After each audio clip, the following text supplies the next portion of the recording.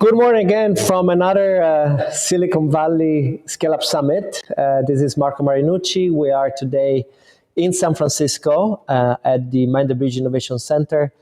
And this is the opening of a 2-week-long program.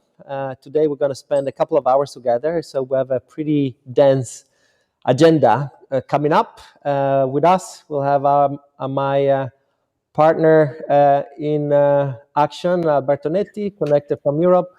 Ciao, Alberto. Hi, Marco. Missing to be there, but the travel ban doesn't allow. So they stay with the current settings. But yeah, we're going to do something of a hybrid. We're going to have some of the speakers will be here and connected from our office. So it's going to be a small step towards normality. Without further ado, a couple of words on where we're going today, what we're going to talk about. We probably should start with a few information about ourselves for the ones out there that do know us well enough. So we're an innovation advisory firm. We've been around for a good 15 years. Our main office is here, but we're very internationally connected and present. We are in open innovation, so we feed the hunger of corporates when in search of innovative solutions. Those are some of the services that we cover and we provide, really from the initial assessment and measurement of their effectiveness, of their open innovation actions, all the way down to the integration with startups and potentially with M&A.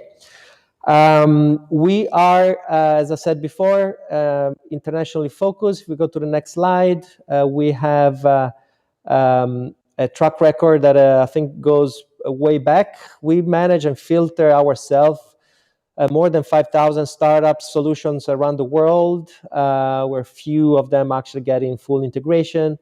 Really, the innovation is our common DNA. We're vertical agnostic. You'll see also today when we'll describe the verticals, the industries that will be somewhat covered also in the matching platform from startups and corporates. And as I said, we're very international by nature. Scaleup Summit in Silicon Valley is just one of the various stops that we have throughout the year in different locations. Those are some of our offices. As you can see here, we tend and we like to cover the 3 different continents. And Scaleup Summit, next slide. One of the activities that we'll be covering is also the ability to get some insights from experts, in particular in open innovation. If you go to our website, in our format of the Mind, the chat, you'll find hundreds of recent interviews from the leaders in the industry and all different geographies and all different sub-areas of innovation, open innovation. All right, so with that, let's just get started with the real program of our Scaleup Summit. As you can see here, this is just one stop for 2021 series of summits. We started at the beginning of the year in the Middle East, and then we moved to Europe. We went all the way to South Korea, where actually last year we opened our first Asian office.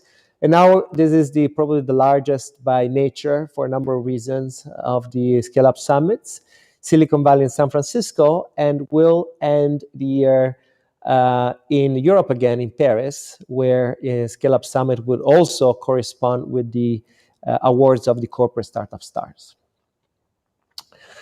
All right, so a couple of words about the next few days and what's in the programs of the Scaleup Summit San Francisco. We have a pretty long agenda, though the agenda, the beauty of being a digital format is that everything is recorded. Also, obviously, some of the sessions are live as we're doing in this very moment. So today is the summit of the opening. We're going to host a few what we call the corporate insight sessions. Those are sessions where we actually introduce the corporates and their challenges to all the scale-ups that have been pre-vetted. And we'll have a couple of sessions about that.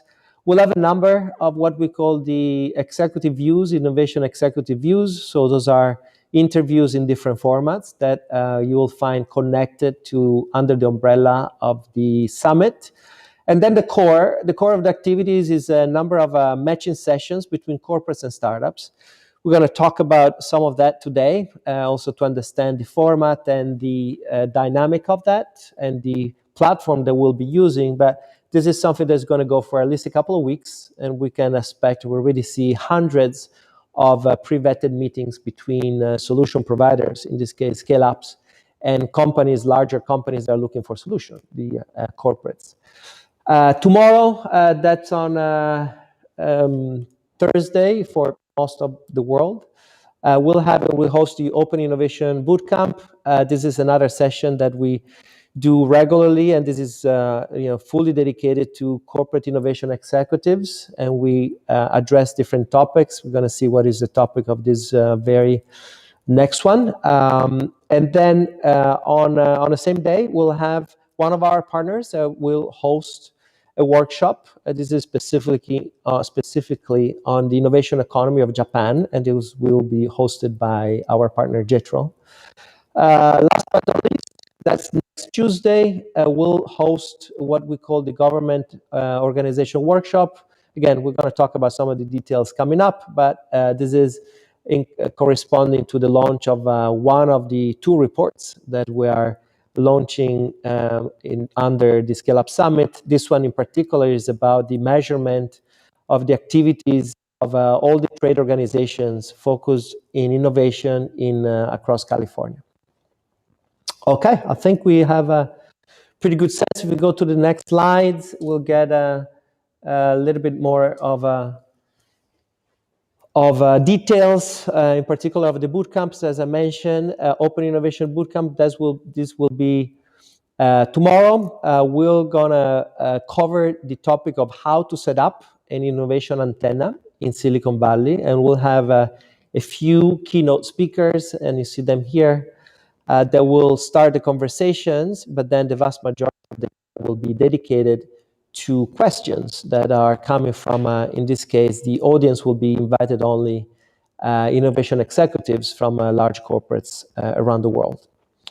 If we go to the next one, this is just a couple of examples of the content that you will see on executive views. We'll have just two that are confirmed. We'll have probably a few more coming up. What we call the Man in the Chat. We'll have one on Friday with Ash Fontana, old friend and a very active investors, one of the key funding partners of AngelList and others, and now managing partners of Zeta Ventures, a VC that is fully focused on AI to startup of the European innovation from another old friend of ours, Willem Jonken, CEO.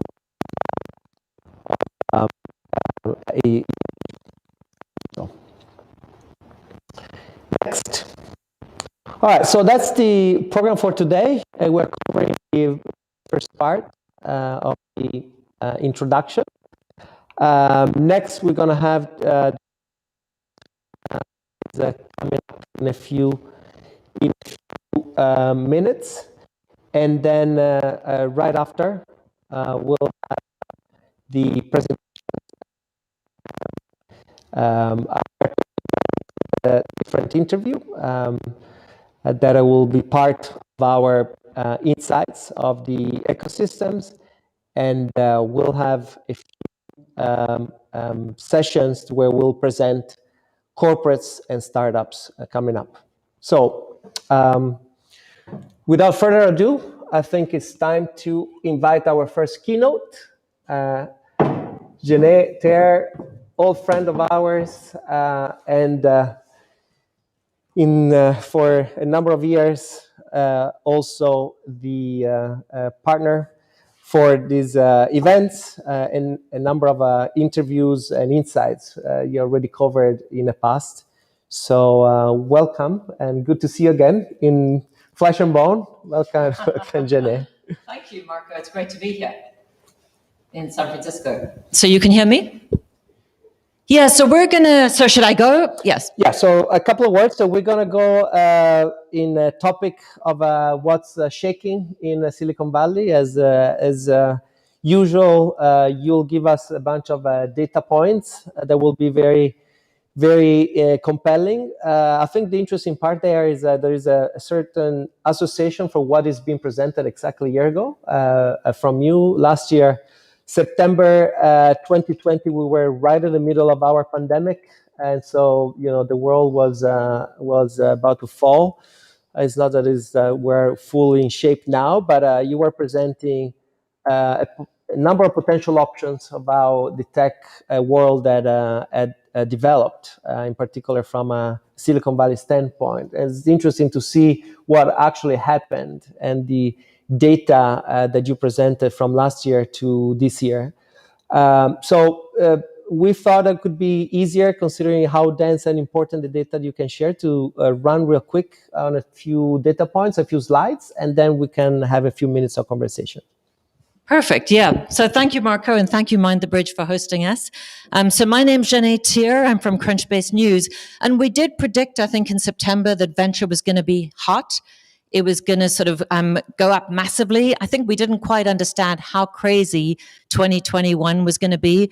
And I think I'm still defining the global VC as going through the pandemic. We're not really out of the pandemic. And I think the pandemic has been this defining moment for venture. So I think it's still applicable to talk about the pandemic as influencing what's happening. If you can go to the next slide. Just briefly on myself, again, I'm a senior data journalist. I work with Crunchbase News. I spend all day looking at the data and trying to understand trends through the data. Here are a few features that we write about at Crunchbase News. So we do a monthly funding recap because it's been so crazy on a monthly basis. It's good to understand what happened in the past month. Here are a couple of insights on different sectors. Like, we write a lot about venture trends. So the electric vehicle sector, the cryptocorns, which are sort of taking off, and also European fintech unicorns have taken off. So everything this year seems to be up on previous years across the board. The next slide.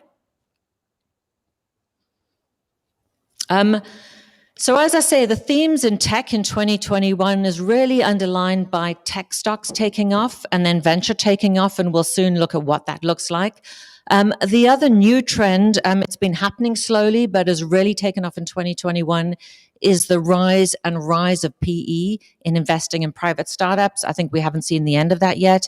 And then also, obviously, the question, how global is this? What is Silicon Valley's role in the whole tech ecosystem? Or PE, that stands for private equity, obviously. Exactly. PE is private equity. Next slide.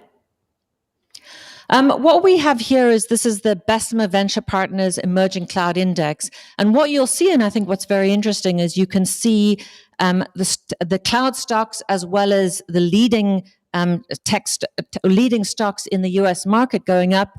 You see a dip around when the pandemic has sort of started, and we're all aware that this is going to possibly massively impact our economies. And then it takes off from there very, very quickly. You can see it grows. And we've seen companies like Google, I think a year ago, hit $1 trillion. It is now almost $2 trillion. A company like PayPal, I talked to Roelof Botha, who was the CFO back in 2000. It went public in 2002. It went public at around $1 billion. He thought the most upside you could get in PayPal was around $5 billion. Today, it's worth around $300 billion. You can go to the next slide. And the next slide really shows you how venture has progressed over the year. And I think what's interesting is 2020 pretty much held up. It was a stronger year than 2019. I think 2018 and 2020 were on par. But you can see from December onwards, venture completely took up, where it's almost doubled on 2020 and almost any previous year's numbers. You can go to the next slide. And I think that's a bit of a lag. You'll see when you looked at the tech stocks, they went up more quickly. You know, for us, really, in venture, it sort of took off around the end of 2020. Here, we're looking at new unicorn creation. This is something we follow very closely at Crunchbase. And I think what's really interesting is, early in 2020, you're almost seeing one new unicorn every 2 working days.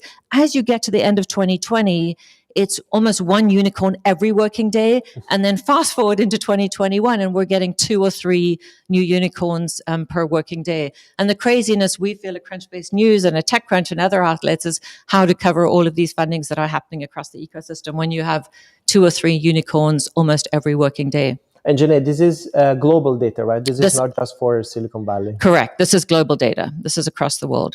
If you go to the next slide. This is where the Crunchbase Unicorn Board is today. So we're almost at 1,000 companies. The valuation of these companies collectively is now at around 3.4 trillion. And collectively, over the life of these companies, they've raised 650 billion. So on our unicorn leaderboard, these are just the current private unicorns. So this does not include all the companies who've left the unicorn board and have become exited unicorns. If you go to the next slide, what you'll see here, and I think this is really interesting, is if you dial back a year ago, we've added almost 300 companies to the unicorn board. And again, that doesn't include companies that have exited since then. We've added more than $1 trillion in value. So it was valued, the board a year ago was valued around 2 trillion. We've added almost more than $1 trillion in a year. And these companies have raised almost 200 billion more than we were reporting a year ago. So a substantial increase. If you want to go to the next slide. Here we're really looking at who is doing the majority of investing in private companies or investing the most dollars. And I think what's really interesting about the slide is private equity has been playing a bigger role over the last decade, over the last 5 years even more so, but 2020 it completely took off. And what you'll see at the top is people like Tiger Global Management, the SoftBank Vision Fund, who used to lead Coatue, Insight Partners. They're at the top, not only by the amount of dollars that they're investing, and this is rounds they led or co-led. We don't always know the investments they made. So these are based on the rounds, but what you'll see is the amounts they're investing, but also the sheer number of companies. I think Tiger Global has led 84 rounds in the first half of 2021. It's an unprecedented figure even for these firms. And I also think what's interesting about this is, the very first venture firm, or the venture firm who is leading by the amount of dollars is Sequoia Capital. They're 12th on the list. They're the only venture firm to make this list, and they've led 34 rounds. And they look so small compared to the rest, right? So the mighty Sequoia looks dwarfed by the numbers. Exactly. And it's interesting because Sequoia has raised huge amounts of capital across multiple funds, and still, they're not leading on this list. It's all the private equity folks. If you go to the next slide, I think what's interesting here is we're looking at rounds led and then rounds participated in. And you'll see the whole venture ecosystem obviously plays a much bigger role. Private equity does not lead in terms of the number of rounds led. But what's interesting here is the two, Tiger Global, Insight Partners, are leading the most amount of rounds in 2021 so far. So this isn't just H1, this is going on into 2021. And again, even the SoftBank Vision Fund, I think, is ahead of most of the venture firms in terms of the number of rounds they've led as well. So yes, venture does dominate in our ecosystem, but private equity is pulling no punches and investing in many, many leading companies. If you go to the next slide. So I think, outside of the Bessemer Index and looking at the tech stocks taking off, I think what's interesting about this slide is we did anticipate a very hot IPO market. You can see it's far surpassed anything we've seen in previous years. So this is new listings. It's looking at the count of new listings above $1 billion, as well as the value at IPO or on that first day pop based on the data that we can gather. And already for 2021, this has surpassed $1 trillion. You see 154 companies that went public over $1 billion. Again, this is globally. And about a third of those companies were via SPACs that went out. We're still missing 3 months, by the way, that typically are a pretty busy time of the year for more IPOs. Exactly. And I think we anticipate, based on what we're seeing, the rest of 2021 is going to be a hot IPO market. August was actually a little slower, and I think into 2022 as well, we're anticipating a very hot IPO market for new listings. You can go to the next slide. So the question is, what is Silicon Valley's role and how much does Silicon Valley dominate? And what I wanted to show is over from 2011, I think what's interesting about this slide is two things. One is that Silicon Valley's dominance lessens, not drastically, it goes from 27% down to below 20% over this time frame. So I think that's interesting. But I think what's even more interesting is how big the pie has grown and how much of that pie is now outside of Silicon Valley. If you want to think of the US market is around 51% of funding in 2021. It has been higher in some years. It's sort of not really above 60%. We see 47, 48. So I think the US market is coming down as Silicon Valley is coming down, but it is still dominant. and plays an incredibly important role. But again, how big that pie is interesting. And then also, I think this year, we're projecting it's going to be just below 600 billion. I don't think it's quite going to go over 600 billion. We'll see if things change. But that's what we're projecting. Those are crazy numbers, right? Crazy number, yeah. So almost double what we've seen in previous years. You can go to the next one. And then finally, just looking at, over the last 2 years, the dots show the individual months, and then it's sort of crested out for a 3-month moving average. And I think what's interesting here is you can see as we move into 2021, the US takes off. The role of the US, you can see, is incredibly strong. Asia is a little patchier, and then you see Europe beginning to take up this year as well, and hitting above, I think, 10 billion in funding on a monthly basis for some of the more recent months. So I think Europe's share is going to grow. Proportionally, it's grown this year, and I think we will see that continue. So I think we're going to cover some of that part also in the report that we'll be launching today. But this is very interesting data. It's interesting to see also how Asia, in the middle between Europe and US, has been kind of going up and down. I want to comment of first thing I think is interesting, that in a few months, Asia really was matching US amount of investment. So, which is a data probably got lost in the general narrative. And number two also is interesting. It would be interesting to know why is there so many ups and downs from the Asian market. Was because of a lot of big events. I assume. So I think in the Asian market, what we saw is when it's sort of peaking and hitting on a month, the US numbers, there are very big rounds going into Asian companies, and in 2 markets, specifically China and India, have raised, some very big funding. So I think that's what that represents. Also, other Asian, Indonesia is coming up. So I think Asia is going to be a very interesting market. It's interesting. It's a little choppier than what we're seeing in some of the other markets where it's a little more stable.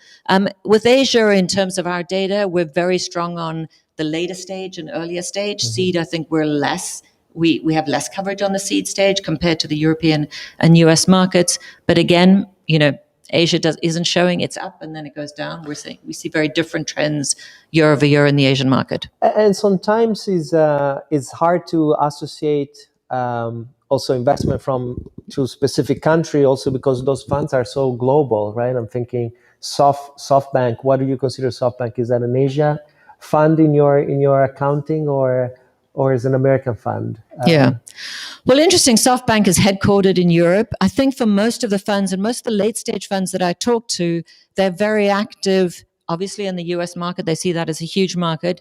More and more, they're seeing Europe as an even bigger market. And we've seen a lot of the US VCs are all moving. I'm speaking to Lightspeed next week.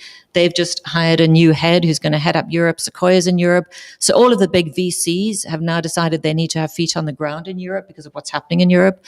Also, when you talk to some of the hedge fund folks, they've been investing in the Asian markets a lot more in public companies than private companies necessarily. But again, Asia is a huge market for these people, and a lot of them do have feet on the ground in the Asian market as well. So I think, tech companies are often global, and we're seeing the, VCs. When I started in the Valley in the late 90s, a lot of VCs said they wouldn't even move from down in the Bay up to San Francisco. It was too far for them to invest. And now they see the globe, as the place where they want to invest. And if there is a news here, I think the highlight of all this movement of 2021, that is, relatively speaking, Europe is on fire. So everybody's really wanted to have a foothold in Europe from all different points of view, the venture side and the scale-up side as well. Yeah. And I think, Europe has led in fintech. We're beginning to see some of those decacorns come through on the European side. But I think the interest, in the US, where do you go after you've gone to markets in the US? You're going to go to Europe. And so that's the trend that we're seeing is every single VC. And one goes, and then they all decide that they need to be there as well. And so everyone's setting shop in Europe. You have more slides, right? No, I think we're pretty much, well, I guess just to finish off, I think really what's driving this, besides the pandemic and the fact that we've all had to shift online is we're really in the era of cloud and mobile. Those have opened up huge opportunities and huge markets in almost every single segment. I think what's also been interesting about 2021 is often when we see a lift or an increase in venture, a lot of it's happening at later stage. What we're seeing this year is every stage is up. So seed is up. Early stage is up quite substantially, and late stage is up the most, early the next, and seed the most. But almost every single funding stage has been much bigger than in previous years. And also, this climate is very different, where investors see huge opportunities, and this is in marked contrast to what we saw in 2008 when things slowed down quite substantially.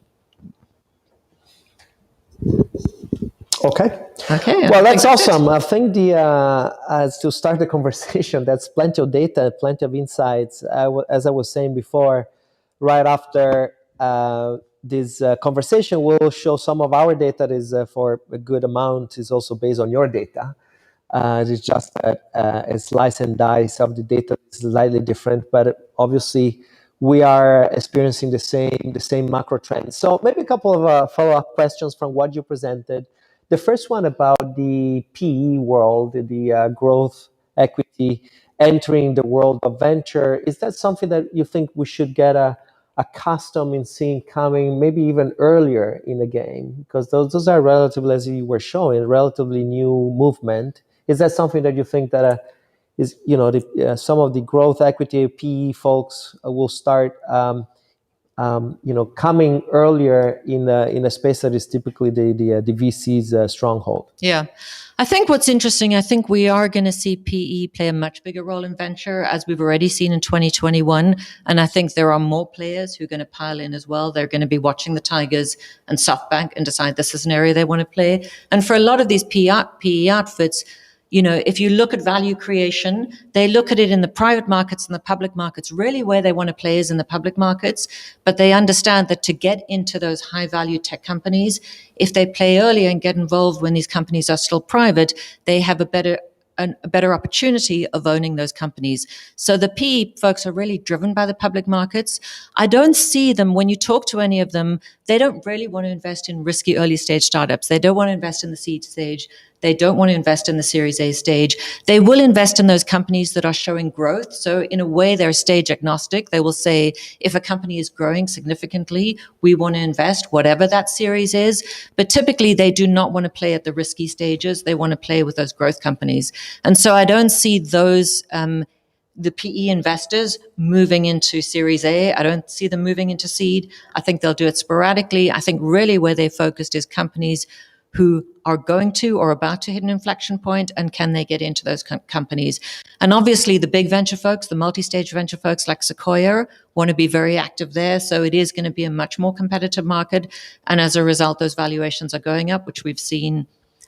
Seems like less diligence. Those deals are closing very, very quickly. So I think it is a very hot and competitive market, but the DNA of PE, I think, is just very different from venture. Yeah. And it's also true that, in the next topic, the unicorns are offering some sort of a, stepstone that is at a clear level of valuation, where companies are becoming applicable for those players. So talking about this blooming of unicorns, we saw the numbers even from last year is really astonishing how quickly this has grown. Looking into the future, what could be factors to slow down this overcreation of unicorns? Yeah. Kind of thing. I think, we are in a very particular moment in 2021 with the pandemic, and, these stocks kind of taking off, in ways in which we've never seen before. People are concerned that the markets are overvalued. I think on the unicorn side, it's almost an overhang with the pandemic and the speeding up of digitization. We saw companies go through a massive inflection point that are able to raise at very, very high valuations. So I think this pace of 2 to 3 unicorns on a per working day in a month, I see that slowing down. I can't see that continuing because it just seems too frenzied.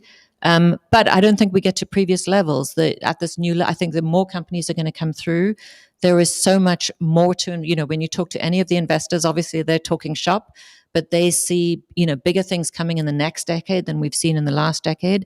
And so I do think the unicorn creation is going to continue, but maybe not at the levels that we've seen this year so far. Yeah, and I remember you presented last year, this time of the year, we were showing how and potentially the number of unicorns was accelerated by a pretty unknown pandemic by then, and clearly this materialized in big numbers. So you're really, reinforcing what you started saying last year. More on the geographical kind of race, if there is one, into venture. Very interesting, the different lines that you show. That we had some notes already on the impact of Asia and Europe, and see that gap with US somewhat getting smaller, but still significant, right? So US is still, in particular with Europe, we were looking at least double the figures. Do you see a future, and if yes, to what extent that gap can actually, be closed from these three continents? Yeah. I think if you watch what the venture folks and the late stage folks, the growth equity folks are doing, the fact that they are prioritizing Europe and Asia and global as a space to invest, I think that tells you that we've seen Silicon Valley come down. We've seen the US come down somewhat. We've seen the pie grow. So I think those trends will continue, but I anticipate slowly. I think there is such a pull towards the US market. And even when you talk to European VCs, the pull towards getting European companies into the US market and leading in that market is still incredibly important. I think you found that already from, the Israeli tech scene. So I think the pull of the US market is still incredibly strong.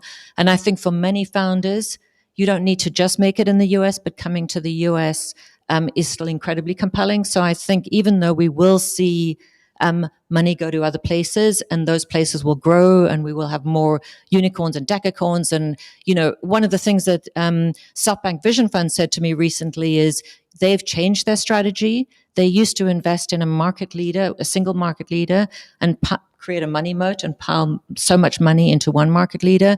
Now what they recognize is that in many sectors there will be multiple market leaders around the globe. And so they're investing in more than one company in a sector to win. They're doing smaller checks, but in more companies. So I do think the other parts of the globe will continue to grow in significance, but the pull of the US is so strong that it'll be slow. Got it. So I'm looking, there is actually a very interesting question among the questions we're getting. This is from James, and he's saying that at least 1/3 of IPOs this year are through SPACs. This is probably a larger discussion, but he wants to know your take of how it looks like in 2022. Yeah. I don't think SPACs will overtake conventional IPOs. But I do think SPACs are incredible. The fact that they were 1/3 of the listings that were above $1 billion, I think is incredibly significant. And I don't think SPACs go away. I think there are so many companies who are looking to go out. We've had, fewer direct listings, but some direct listings. We've had more of the conventional IPOs. I still think the conventional IPOs will dominate, but I think SPACs are going to continue to play a huge role. And it's just because there are so many companies wanting to go out, and a SPAC is just an easier route, and there are going to be companies that make it through. So it's, we watch the SPAC space. It seems very choppy. One month it's very hot. The next month it seems to have slowed down. So I think SPACs are very much part of the options for companies, given how many, need to get out and would like to get out. Interesting. Back to the geographical differences and rates of growth. You were showing obviously one measurement that is fund raised, right?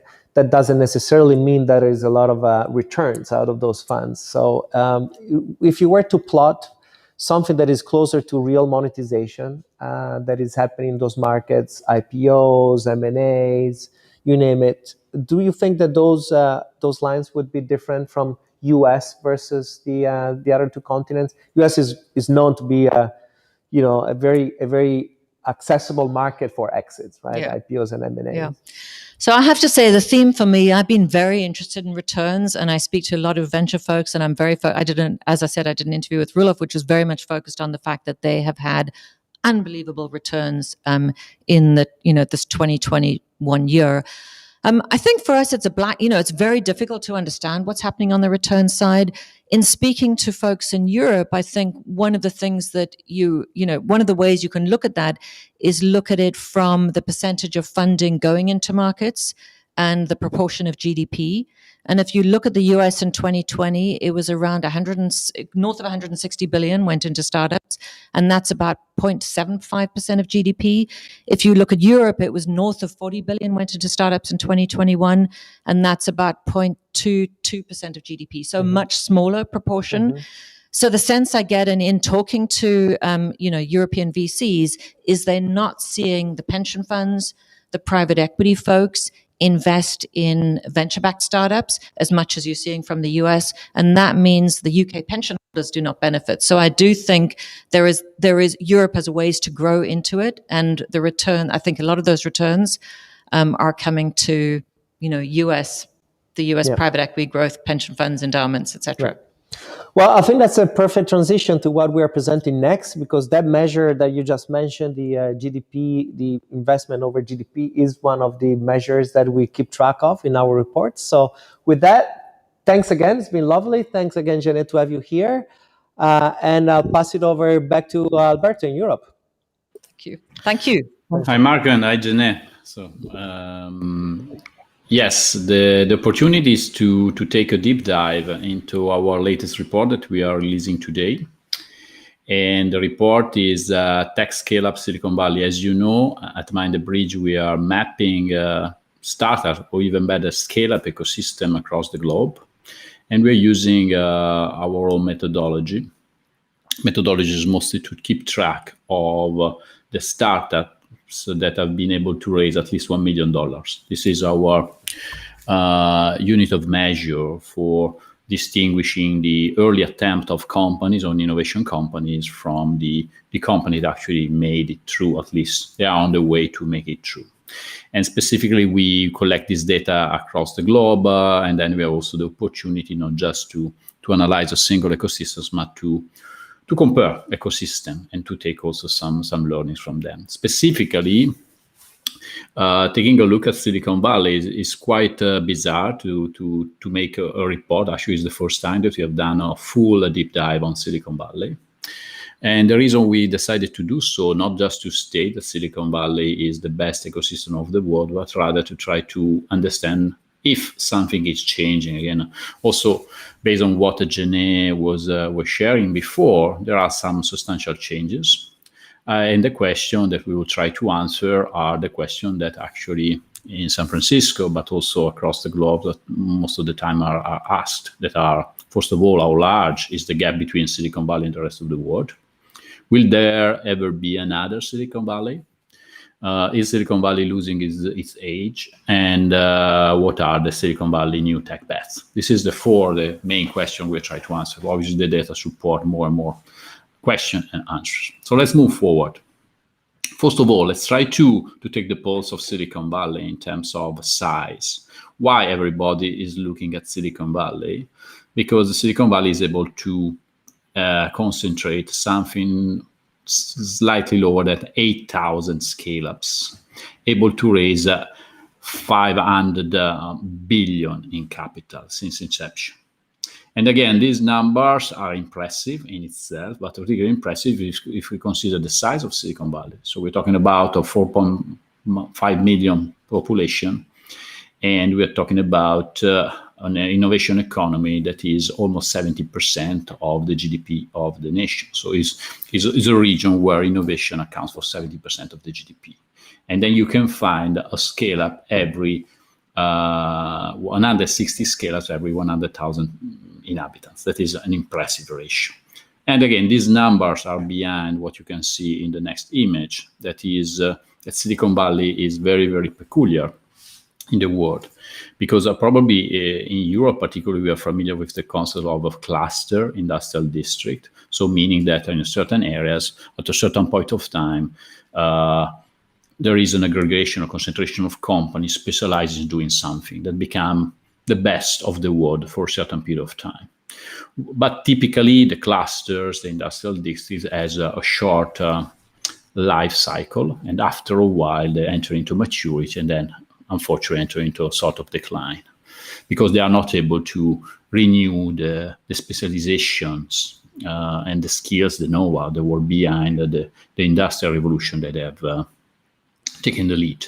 What makes Silicon Valley different is actually that it has been able to renew its blood years over years, decades after decades. And you can see this is some of the innovation ways that have been started in Silicon Valley. The first one has been around the defense back in the 30s of the last century. Then they started the integrated circuits revolution, then the personal computing revolution, then the internet revolution, then the mobile revolution, then the social media revolution.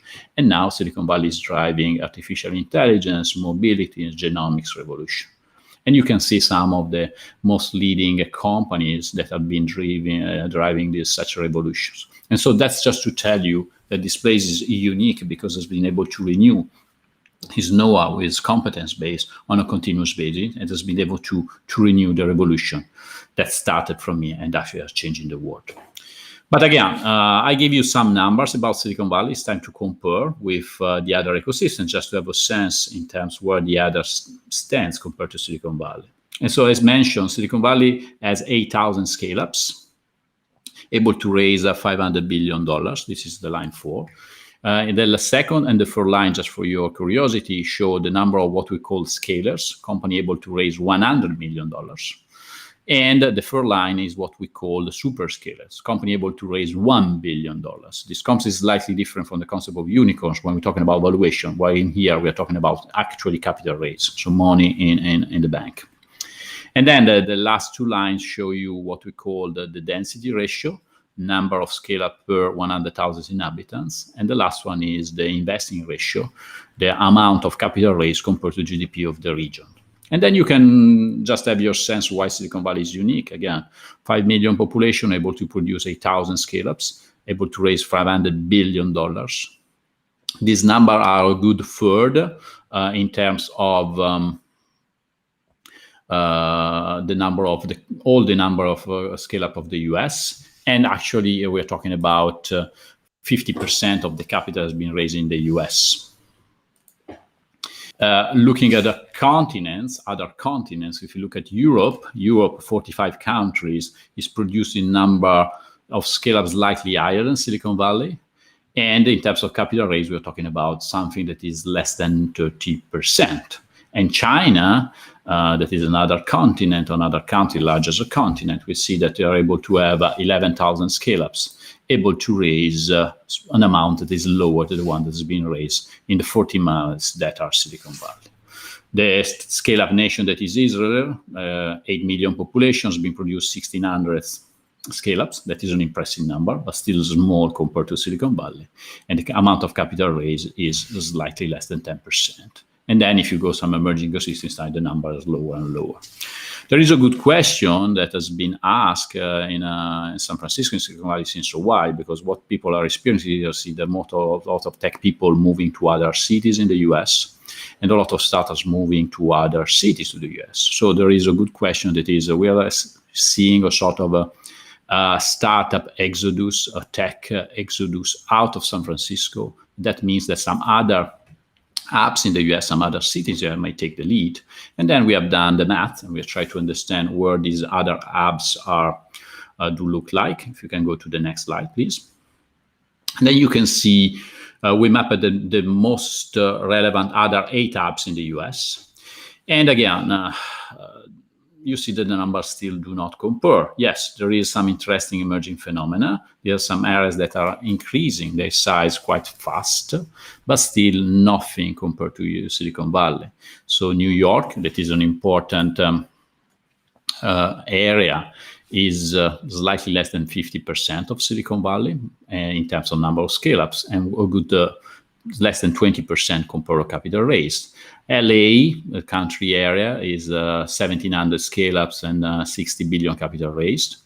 Then there is Austin and Texas, so Dallas and Houston. We're talking about 1,100s and approximately 30 billion.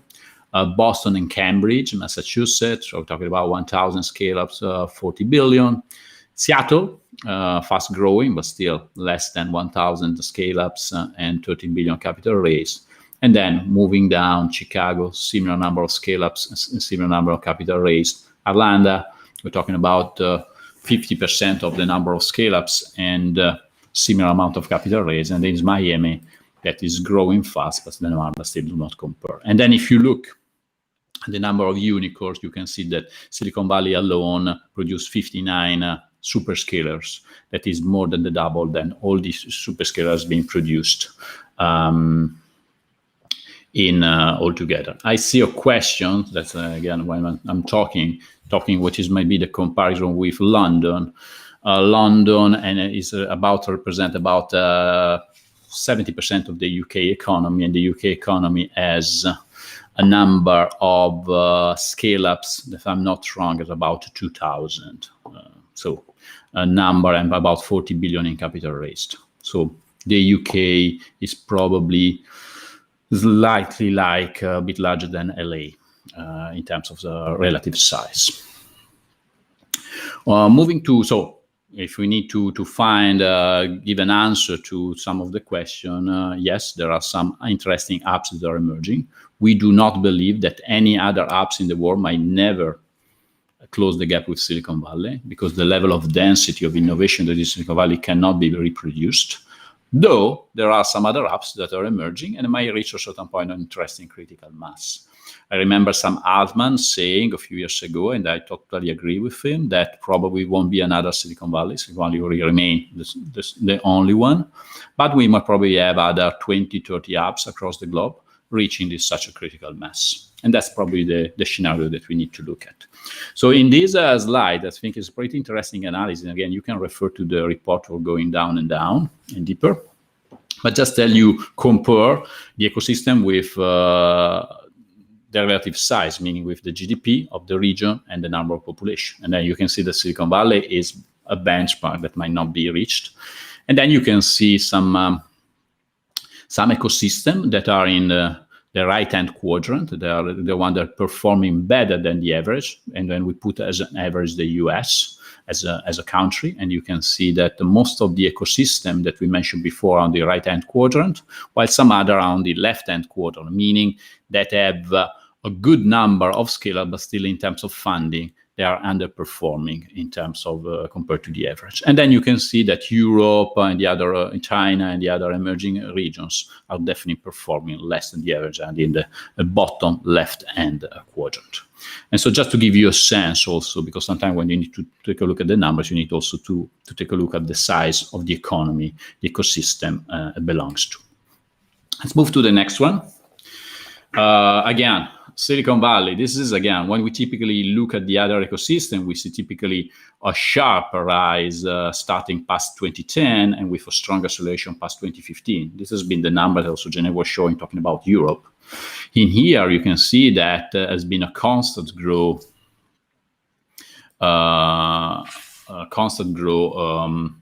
year over years, and that's starting from the last decade, and also this growth has been continuing in this most recent decade. And then you can see that from 2018 to 2020, the number in terms of funders has been quite stable, and then we're expecting, as also Jenny was mentioning before, a sharp rise in 2021. So despite COVID probably has slowed down a bit the growth pattern of the curve, and then we are probably this year will see a big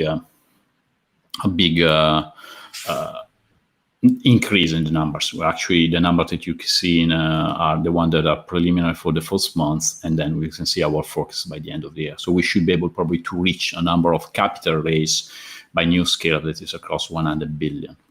And we probably will be counting 700 new scale-ups this year. So impressive numbers. And then you can see also in this number, we highlighted the outliers for each of the year that might at a certain point by driving up, particularly the capital raised.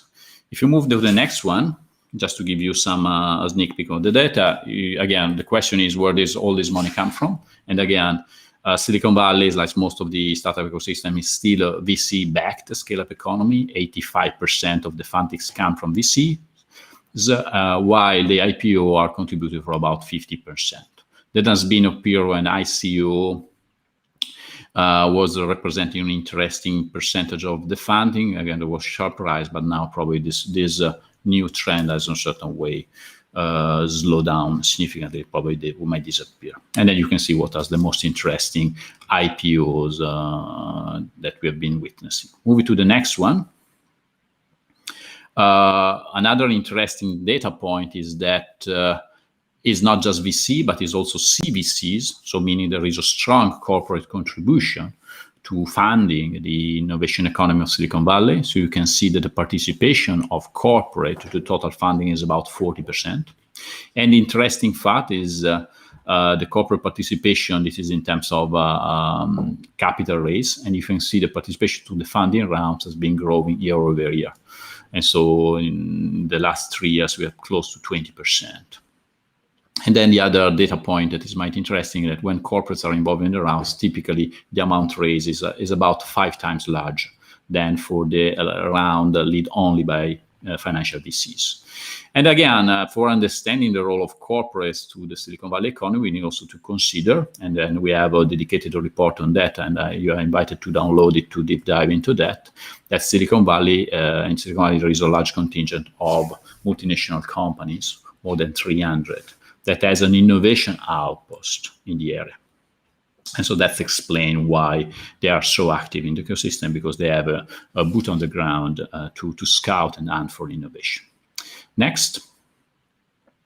Some data in the report also, we will analyze where the money comes from. And again, Silicon Valley is mostly funded by Silicon Valley companies. 70% of the funding overall comes from the United States firms. 25%, 1/4 comes from outside of the US. And you can see the largest contributor thus far is the UK for 23 billion, followed by China and Japan. And then some other countries are showing up in the list. Next.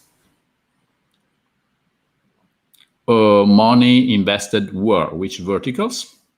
Again, you can find all the structured data in terms of what are the areas, the vertical that are attracting more investment. You can see business productivity software being the first one, followed by health tech, advertising, fintech, digital media, mobile, cyber, HR tech, lifestyle, infrastructure. The most interesting data, if you look at the data, particularly the most recent data, there are some areas that are growing faster than others, one of them being artificial intelligence. And again, we register almost 600 new scale-ups in the last 3 years that are about 25% of the total, able to raise $44 billion. And there is a very interesting analysis that our research team has done here. If you go to the next slide. And again, don't get lost with the bubbles. Just to tell you how to read it, the larger the bubble, the more scale-ups, and the darker the bubble, the more capital has been invested. But the most interesting part, beyond seeing how the investment and the number of scale-up have evolved from the last decade, 20 to 2010, from the current decade, 2010 to 2020. But the most interesting data point, beyond that some areas are growing rather more than other, one is cyber and one is fintech particularly, but some other emerging, is you can see the density of what you can see are the gray balls. The gray balls are actually deep tech transversal platforms. And this is pretty interesting that more and more startups are not focused on a specific industry, but focusing on developing deep technology that might be applicable to different industries. So this is a trend that we are seeing more and more common. And actually 50% of the total scale-ups are now targeting multiple industries. So this transversal platform is becoming probably the new norm or the new trend in Silicon Valley investing. Last slide, and then I'm done, is Silicon Valley where? And again, we have seen more and more movement from south to the city, meaning that more and more scale-ups are headquartering in San Francisco. Similar trend also for corporates, putting outposts more in the city rather than down in the valley. And you can see that San Francisco is becoming the attraction hub, the largest hub of Silicon Valley. And then the traditional hub like Palo Alto, Menlo Park, Redwood, Sunnyvale, San Mateo, Santa Clara are again, still relevant, but actually they are no longer the center of the epicenter of the valley is no longer in the south of the valley, but is more in the north in the city of San Francisco. And so that was the analysis of our report. Just for you, the report is now totally available for free download. Just connect to research.mindthebridge.com and you can get access to this report and all the others that we have been producing. And again, thank you for CrimeSpace for allowing us to have a direct access to the precious data that has been a stronghold for being able to putting together all such an analysis. So thank you for that. And thank you again, Jenny, for being with us today. Now it's time to move to the next discussion. And then today I have the pleasure to have with me Brian Ryan. Brian Ryan is, hi Brian. Hey, Alberto. Is Vice President Innovation and National Grid Partners, actually. And National Grid Partner is, I don't know how to define it, if you were talking about Star Trek, is a sort of the enterprise of innovation again. At a certain point of time, a few years ago, National Grid, that is a large, important energy company in the UK, decided to make a sort of jump into the future, launching National Grid Partners and basing their innovation platform not close to the headquarters, but actually in Silicon Valley. And that was been how National Grid Partners born. So I think has been, as I already talked to you a few times, Brian, and I think honestly, I believe it's been a very, very bold move. And I think our audience might be definitely interested to hear a bit more about that. Also some rationales behind the decision, and obviously how the decision, if the decision is paying off or not. Yeah, thank you for having me, Alberto. It's lovely to see you again. I'm sorry we can't meet in person. But yeah, maybe I'll start just a little bit about, well, National Grid itself, and then very briefly I'll talk about National Grid Partners. But certainly National Grid operates in the UK and in the Northeast. In the UK at the moment, we own and operate the gas and electric transmission system and also system operations. We also have just acquired Western Power Distribution, which is the largest distribution company in the UK. And in the Northeast, we supply gas and electric to Rhode Island, Massachusetts, and New York. So quite, 6 million plus customers in the US. Reasonable sized company, 23,000 employees spread between both locations. And one of the impetuses, if you like, for starting National Grid Partners was our CEO looking into our business and saying, hey, we're doing a wonderful job from an innovation perspective internally in our business, but wouldn't it be great to get a different outside perspective? And also, how can we capitalize on that? So as a result of that, he set about setting up what's called National Grid Partners. National Grid Partners, think of it as being the investment and the innovation arm for National Grid Group. So we are split into 5 different teams. 2 teams on the investing side, which is early stage investing and later stage investing. We have a $400 million fund that we've been using quite very effectively so far. We've invested in 28 startups. We are involved in 4 LPs, and we've made 32 investments so far. For anybody on the financial side interested, our average check size is about $5 million, and 63% of our deals, we lead the investment. So we have a mandate to do 2 things on the investing side. It must be financial, so it must meet CVC type returns, and it must be strategic. Now, some companies, strategic is a catch-all for things that we can't really measure. In our circumstance, it is defined as being the company we invest in. We need to be able to see a path through to doing business with that company within 12 to 18 months. And one of the senior executives in the business is signing up to say, yes, this startup that you've invested in really helps me move forward and solve a significant problem for me at National Grid. So that's our 2 investing groups. Where it becomes really interesting is we think of ourselves as a full stack investing and innovation group.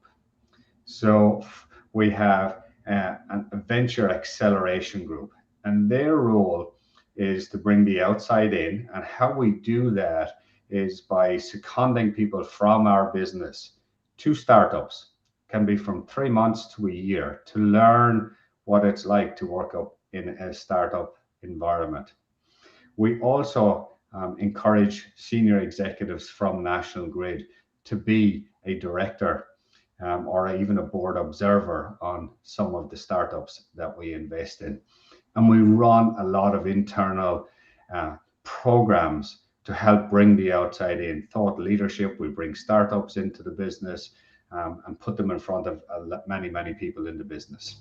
So that's the third angle. The fourth angle then is around the business development. And business development, their key role is to be the interface between the investor groups and the business. And they do two things. They translate the requirements from the business into problems or use cases that our investors then can go and find startups that we can invest in that meet the strategic mandate and meet financial returns. But they also play that role in reverse, where the investors will find a wonderful company that we should be investing in, but we may not have a defined use case. So they will also work in that space. And the fifth group, which is my group, we do three things. We report innovation across all of National Grid, focusing on how much money are we investing, where are we investing it, and how much value is it adding. The next thing we do is we create new startups. So think of it as being a venture builder. And the third thing we do is we work on initiatives with our business unit that are beyond the horizon of the innovation activities currently happening in the group. Now, when you hear about all of those 5 different teams and what we all do, that's what I mean about the full stack. How many people, Brian? Overall? There's nearly 50 people. 50 people.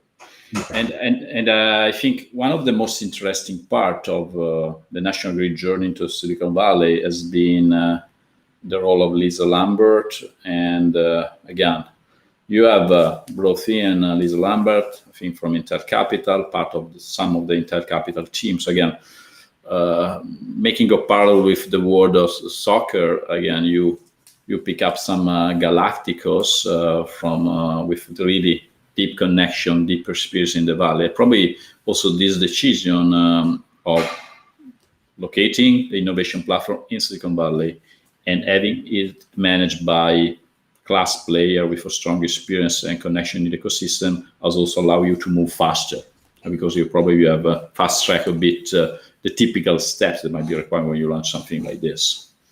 Yeah, absolutely. You know, Lisa is a superstar really when it comes to this side of things. She's been working not just in Silicon Valley, but in the investing scene for, 20 odd years.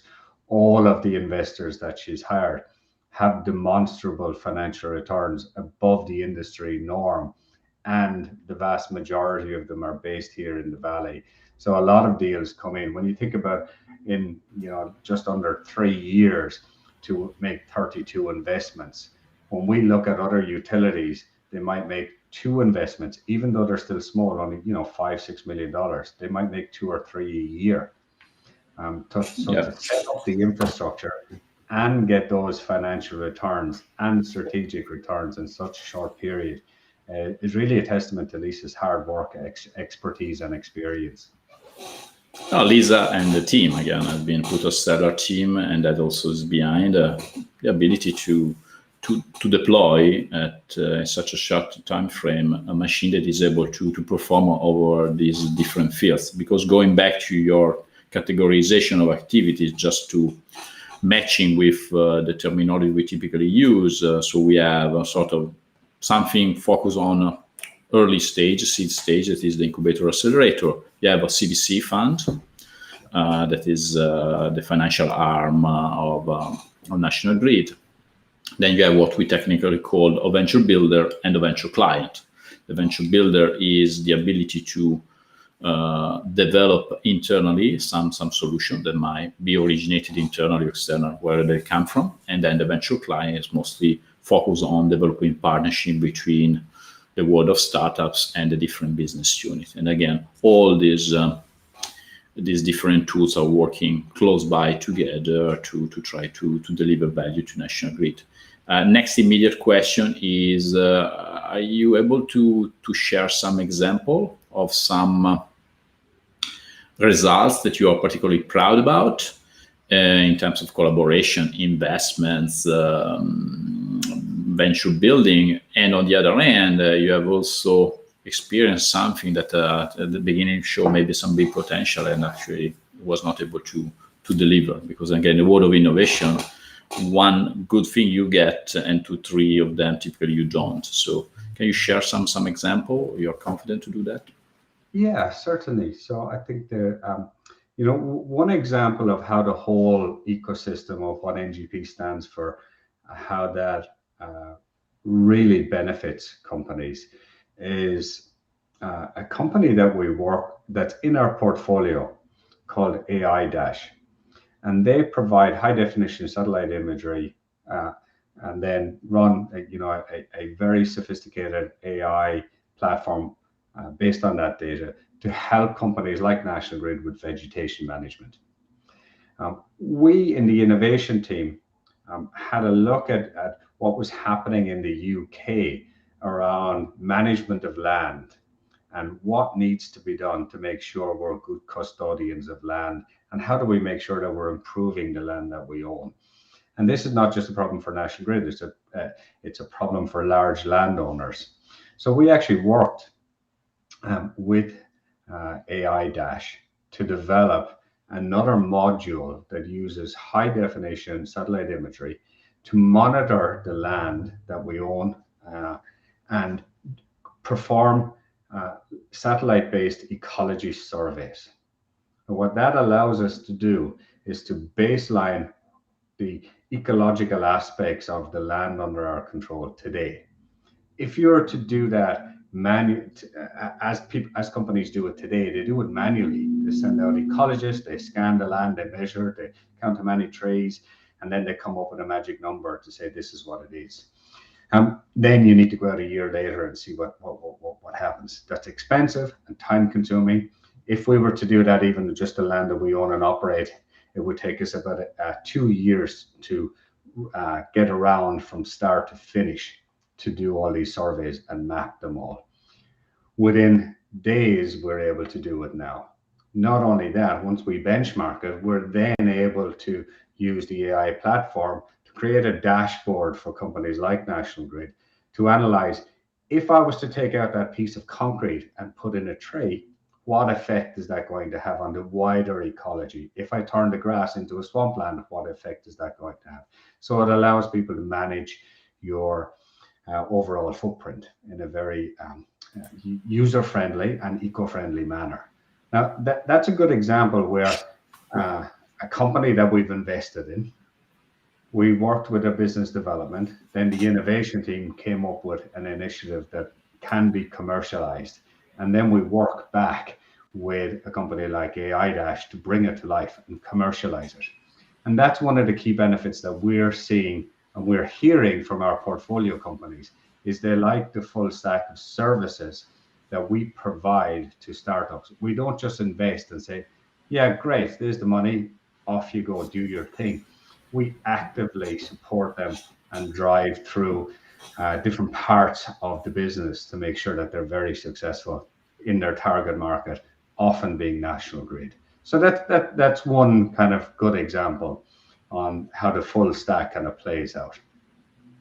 That's interesting. And going back to, again, the complicated relationship between investments and so the corporate venture capital and the venture client, because again, I've been having such discussion with many manager partners of CVC, and typically my question always the same. That is mostly, are you mostly working based on financial return or strategic returns? And the other question, mostly looking at Horizon 1 or more forward Horizon 2 and Horizon 3. So you're looking short term, something that might be deployed short term, or something that is not even actually deployable, but because you are investing ahead of business. And so it's not really relevant that you find connection with the business unit, because if you do so, you're probably investing too much short term. And again, we already have such a discussion in a lengthy framework in our Mind chat, and I refer to them. But I think I remember from such a discussion a couple of points that I'd like to bring it back here, because I think you made two very, very good points. First of all, and you already answered to that, the trade-off between strategic and financial, it is not a trade-off. Actually, you cannot invest in anything that is not financially sustainable or financially solid, bulletproof. But at the end, you are CVC, and you need to should be a strategic angle into the deal. And then the question for you is, how do you manage the different horizon? Are you mostly, I'm particularly referring to the CVC part, looking ahead of business, long term, H2, H3, or H1? What's your take here? Yeah, so on the CVC side of things, the vast majority, so roughly 75% of our investments are in Horizon 1 and 2. So these are investments that are going to have a measurable, demonstrable impact on National Grid within the next, 1 or 0 to 5 years. However, we do have some flexibility around what we call pathfinding. So roughly 25% of investments are in those, Horizon 3 categories that are a little bit further out there, but you can see that there may be relevance to National Grid in the future. So when we look at that, we think of how we set ourselves a timeline of within 2 years, we should be able to really pinpoint post-investment some activity that this company will be able to solve for National Grid. So that's, I would say, 75% Horizon 1 and 2, 25% in Horizon 3. On the innovation side, it's different. 100% of our efforts are focused on Horizon 3. When we were starting up the group, we did some activity in Horizon 1 and 2, I suppose, to get some quick wins under our belt and build some credibility for the team and demonstrate to the rest of the business that we can actually deliver something, rather than kind of going out with Horizon 3 straight out of the bat. Over the last 2 years, we've really pivoted towards Horizon 3, and now everything that we're working on, either live or in our portfolio, is in Horizon 3. You made a very good point, actually. Is a frequent discussion we have with many corporate customers. The innovation team is like a marriage, meaning that at the beginning there is the so-called honeymoon effect. So everybody's excited about whatever you do; they're happy. And after a certain point, people start looking at potential results, and then if you invest close home, you typically get some results, but these are not particularly exciting. If you invest far ahead of business, you have produced nothing, and people become skeptical, and some of them might also decide to shot and kill you. And so I remember also from some of our prior discussion that you have a very good point in terms of the importance of being able to communicating what you guys are doing to the rest of the company. So can you elaborate a bit more about that? Yeah, look, it's pretty simple. If you do some great work and nobody knows about it, well, then you haven't done great work, really. You need to get recognized for the good work that you do. And as a team, we spend a lot of time making sure that our case studies, marketing and communications are really what I describe as precise and concise. So we don't do big verbose case studies or white papers. We focus on impact. My mentality is that you do, then you speak, and you speak about impact. You speak only about the so what. So we spend a lot of time with our internal and external communications teams, making sure we're getting the story out. A big part of that, Alberto, is making sure that we're inclusive in our conversation. That it's not just, hey, look how great we are. Aren't we a wonderful small team in this big company? we absolutely have to pay homage to the people that support us in that journey inside in the business and make sure that they feel part of it and are part of it and get an appropriate recognition, be it internally or externally, for the part that they play in that. So there's a lot around stakeholder management. A big part of our role is stakeholder management, but in a very positive way. It's not a negative thing or it's not political. It's just you've got to make sure you're telling your story in a way that people can relate to, in words that your grandmother can understand, not just an engineer inside in a particular part of our business. So we are very disciplined and deliberate about how we engage with the business and how we communicate to the business and how we communicate outside. I think you are very wise, because at the end, if you're not able to keep your stakeholder close to you and committed, at the end, some things happen. Typically, is nothing good. And so I think is what you do is what is needed to be done. The problem that most of the corporates, sometimes most of the innovation teams, sometimes are too much focused on doing their own things that forget to keep the rest of the company up to date. And that's sometimes I create a sort of disalignment. Also consider that the innovation team, you're talking about 50 people. How many people are in National Grid as a company? There's 23,000 people more or less at National Grid.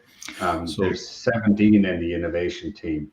So we've got to be as disciplined and deliberate about what we do with very limited resources. It's not as if we've hundreds of people running all over the place.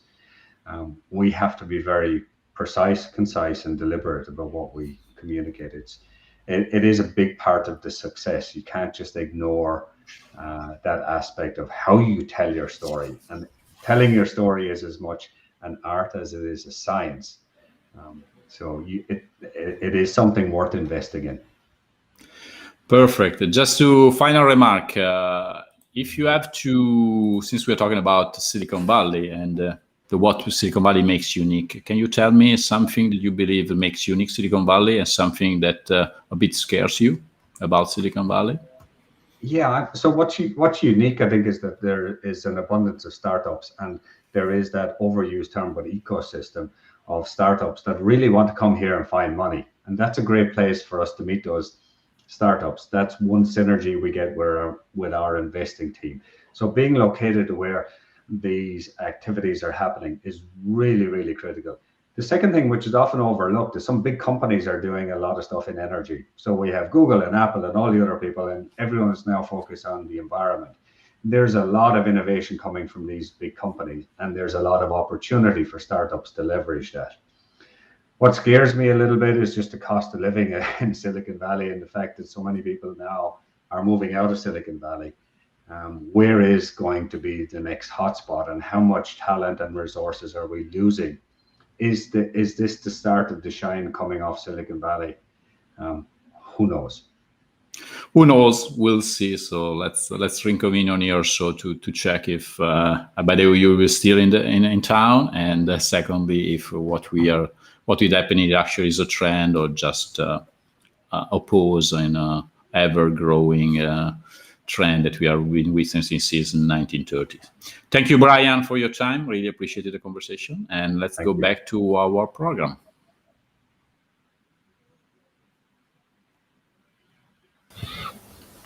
All right. Thank you, Alberto. Thank you, Brian. We're back live here at the Mind the Bridge Innovation Center. And now we're going to switch gear and talk about one of the key elements of the summit that is really the ecosystem of startups and corporates that we're putting together and we have put together. And so we're going to go real quick just for a quick introduction of some of the corporates that have joined this ecosystem. When I say ecosystem, is also a platform that is called Ecosystem. That is the new platform that we're actually launching these days. And that's essentially the backbone of where startups can find challenges of the partners, corporates that you see here on the screen, have explicitly put out there. And so long list of corporates. Here is the first 30 or something. Here's the second one. You can see is really companies that are ranging from both geographies and verticals and industries that are across the board. In fact, if you see the next slide, there's a little recap of the companies that are now part of this matching. We have 21 industries that are covered, from utilities to banking, oil and gas, automotive, IT, and anything in between, representing 15 countries and the 5 continents. So, as by design, this is really a global scale of solutions and entities that are looking for solutions. Without further ado, what we want to show now is actually a quick preview of how startups will be able to find and decode the challenges, the innovation challenges that those companies that you've seen before have inserted into the ecosystem. So let's go real quick in the quick introduction on how to find challenges. Welcome to Mind the Bridge ecosystem for startup. Through the personal link you will receive via email, you will be able to access the database of challenges from our customers for the whole duration of the Scaleup Summit Silicon Valley 2021. A challenge signals a current need from our client for which they are actively searching for solutions. Every challenge has a specific vertical in a defined geography. You will be able to browse through them, use the filters and the keyword search to identify challenges close to your business. Once you have identified a challenge that seems to be a good fit with your company, you have the chance of liking or apply to it, which we suggest you to leave a note on why you believe you can contribute to the challenge. By applying, your interest will be signaled to a Mind the Bridge advisor, who will evaluate the fit between the challenges and your company. If the evaluation is positive, we will share the information with the corporate that is behind this challenge and suggest them to meet you. If the corporate is interested in a conversation, we will inform you and schedule a virtual call between the two of you.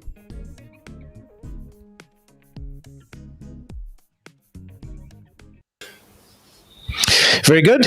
So this was the preview of what startups will find and how they will be able to apply for a specific challenge, and how the several hundred challenges have been inserted into the ecosystem.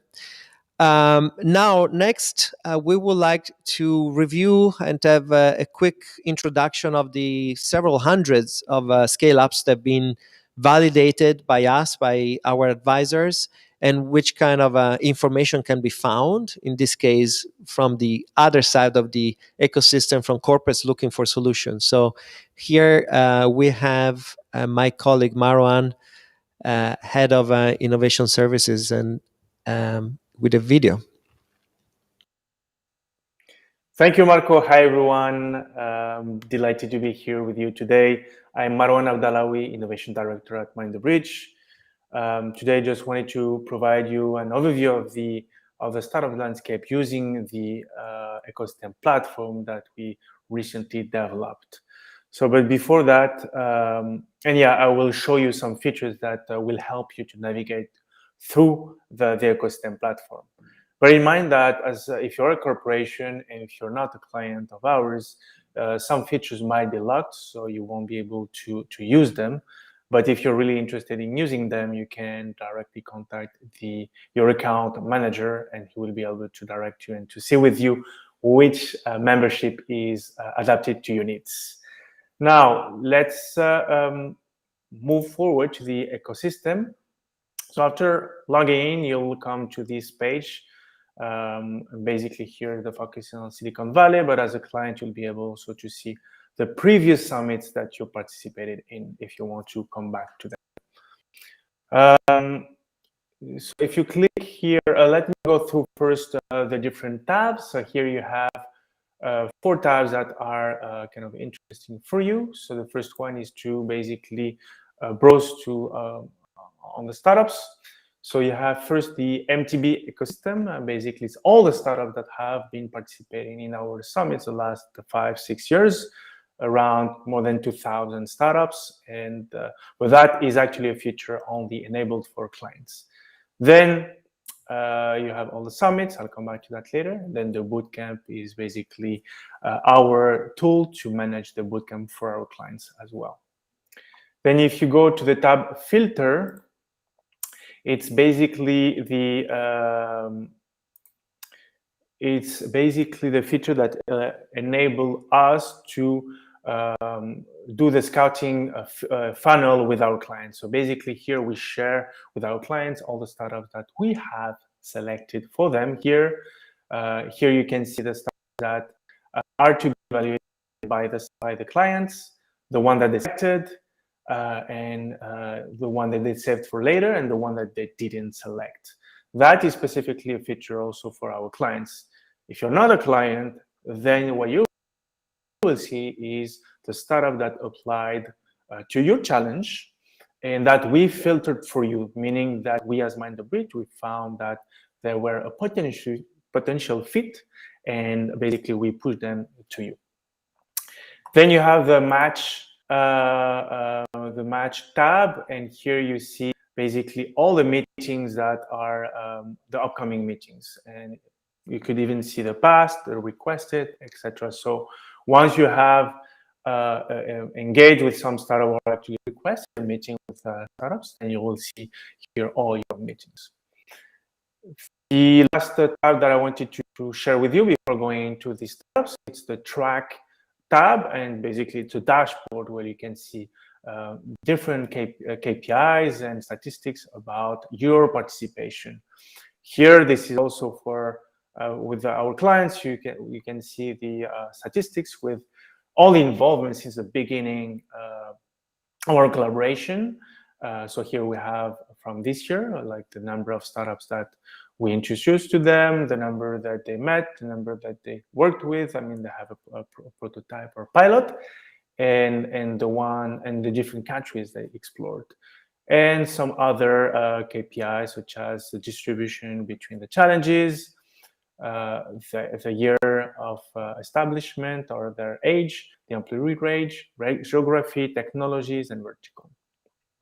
All right, let's switch now to see a bit more the startups that are participating in this summit. And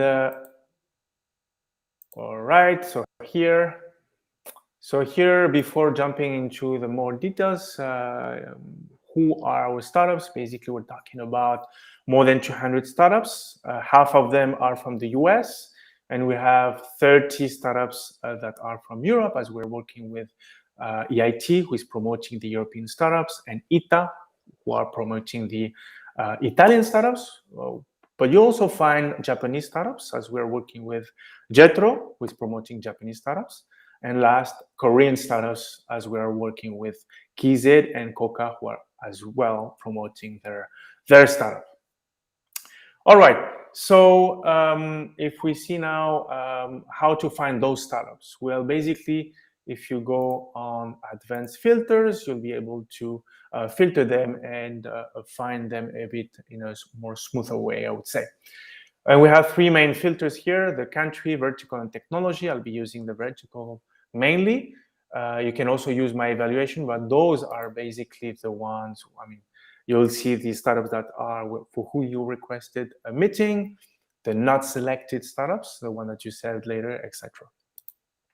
Now let's switch to the ones per vertical.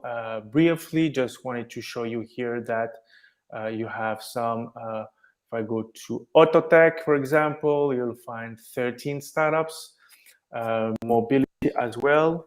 I think if you're in the mobility space, you want to have both. I think you'll have around 20 startups.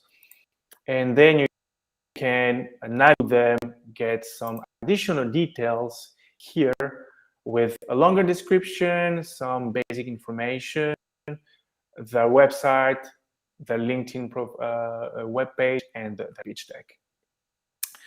Now, another vertical where we're also very strong here is also enterprise tech. So you will do this again, and also business and productivity software. Here also we have 13 companies. Here you can see the ones that are from EIT. You have a logo here, one from Jetro, the one with who you might have a meeting you had in the past. And if you have more than a certain amount, I mean, you can have even different pages. I can show you before closing a bit this session, just to show you the industry 4.0 where you have a certain amount of startup as well. So again, industry 4.0, I will add also robotics and drones. Here we go. And here we have 12 companies, interesting companies like 75F, for example, is using IoT to predict the consumption of lighting, AC, and heater. So, I mean, just to describe one of them randomly. So that's it for me. Thank you very much for your attention. If you are not a client and you're missing some startups and you're not able to find some interesting startups, please refer again to your account manager. We'll see what we can do. If we want to access to more advanced features, please also refer to your account manager. We'll see again which membership is the most adapted to your needs. Thank you very much for your attention and have a great summit. Thank you. Back to you, Marco. Awesome. Thank you, Marwan. Very interesting. We're particularly excited about this new development and the ability of having a tool that is that brings intelligence to the matching between corporates and startups is becoming bigger, larger, and more complex. So very excited. Again, for the startups out there, please go and search and apply to the challenges that are listed there. As we said, are more than 200. And for the corporates out there, just do exactly as Marwan was showing and look for a specific solution that can be a good fit, or find those solutions already in the list that has been suggested for you. So very good. I think the marketplace is officially open and will go on for the next couple of weeks. And I think with that, we're just going to end up with a few announcements. Send it back to Alberto in Europe. Thank you, Marco. Yes, a couple of interesting announcements and some reminders, I would say. First of all, that's the big news of today. We have a new outpost in Silicon Valley. And the part that we are particularly proud about, that is not a corporate, but is an industry association, particularly is ANIA. ANIA is the Italian Industry Association of Insurance Companies. And so they will open at our Mind the Bridge Innovation Center, the Innovation Antenna. The goal is to be able to monitor and track the most interesting new trends that are impacting the insurance business, but not only, also the other surrounding business like healthcare, real estate, mobility, and agri-tech. So we are really, really proud to be able to support ANIA in this big move, and hopefully this will help the whole Italian industry insurance sectors to move forward. So very, very excited about that, and congratulations to ANIA for this bold move that actually put them in the forefront, because actually it's the first industrial association to make such a move in Silicon Valley. So we're really, really pleased about it. So that was the first announcement. The second announcement is the reminder that on September 21st, not just for my birthday, but actually next week, we will have a workshop focused on an angle that is the presence of government organization in California and in Silicon Valley specifically, government organization presence aimed at fostering innovation. innovation in their respective ecosystem of belonging. There might be countries, regions, or cities, municipalities. And then we'll have a very, very interesting panel where we have the presence of London and Partners, represented by Penny Harwood, Swixnex, represented by Gioia Duche, Alberto Acito, representing ITA, the Italian trade agency, Nori Tarutani from JETRO, Japan, and then we will have also from representative from Region Sardinia, Luca Spisso, and will be another interesting announcement. This is for next week. And particularly, we also take the opportunity next week of our workshop for launching our brand new report. Since already spent some time in presenting the report today, we will defer the launch of the report to next week. But the report will be a full report dedicated to government innovation outposts in California. We promised to give you a sneak peek, so we just give you some of the highlights of the report just to keep you informed. And so just to give you a sense of how many government organizations are based in California, we're talking about 75. This is a number that we mapped, representative of counties, regions, and municipalities. Obviously, Silicon Valley take the lion part, about 80% of them, 21% from in LA. And the 75 government innovation outposts are from 40 countries worldwide. And again, they employ about a workforce of 250 up to 500 people working and hunting innovation for their respective counties and municipalities. So this is very, very interesting data point. If you move to the next slide, you can see that there's been a growing phenomena. Again, before 2000, just about 20 of them. And then from 2000 to 2010, we've seen the number growing. But again, the big boom is in these most recent years. You can see the last decade, the number actually more than doubled. Next slide. Just to tell you the way we map them, we try to understand not just who they are, but also what kind of services they are providing. And actually, you identify 5 main areas that are pretty active. One is mostly education, trying to expose to the ecosystem. Another is bridging with the local ecosystem. Another is also providing a space for corporate organization, investors, startups to be more present in the areas. And some of them also make some support and funding. This is the most typical activities, while a small minority also try to promote foreign direct investment into their own country. Next and final, again, the good question is, do they change the way they work to the pandemic? The answer is obviously yes.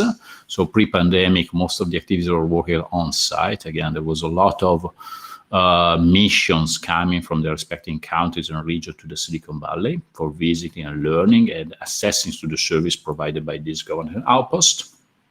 During the pandemic, all these activities has been obviously forced to be turned fully online in a digital way. And now in the post-pandemic scenario, as we're seeing today, the blended way is the way that is dominant up until the travel ban will be uplifted. And so currently there are mostly blended activities, some on-site activity plus some activity are in a digital way. So just to give you a sneak peek of the report, and I will invite each of you that are interested to understand how government can leverage Silicon Valley and California in general to join our workshop on September 21st, and also to download our report that will be made downloadable from that date from our research.mindthebridge.com.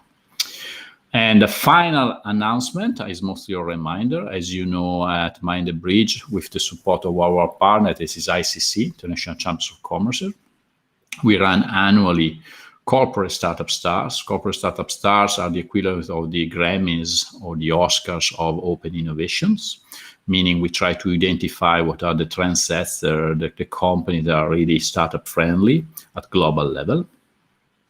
Next slide, you can see the way we analyze let's say the different open innovation activities that might be run by a global corporation, ranging from trend setting to entrepreneurship to acceleration, venture building, startup studio, venture clients, CVC, and also M&A. So we track and measure all these activities based on applications, and based on that, next slide, we try to categorize corporates in different clusters. Obviously, on the right-hand side, you can see the corporate startup star that are the best performers. And this is the one that will be announced in December. Actually, application for this year are closed. Now we are currently evaluating all the application. Our judging committee will convene at the beginning of October to identify the top 50 companies that will be labeled as corporate startup stars and open innovation challengers. And then we will release the names of the winners in December in an award ceremony that will be held in Paris. And we have also digital, participation. So that's where we are. So stay tuned and try to learn what will be the corporate that is actually best performing in open innovation and in startup corporate collaboration. That said, I think we are done for today. Marco, back to you. Yeah, I think it was a pretty condensed version of all the things that are happening in our world. With that, I think we can close the first day and first opening. Marketplace is open officially. We'll see you again online tomorrow with a couple events we just mentioned. Everything is also recorded, so you can slowly and relaxingly look at everything that happened after the fact. So thanks, everybody, and see you next time. Bye.